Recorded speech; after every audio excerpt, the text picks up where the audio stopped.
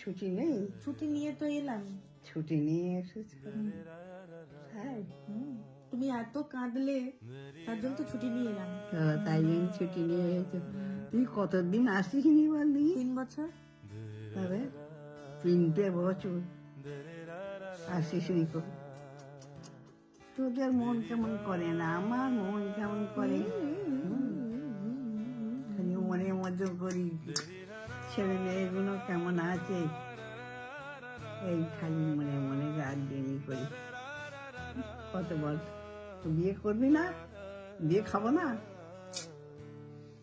হ্যাঁ, বর বর পড়া আছে নাকি?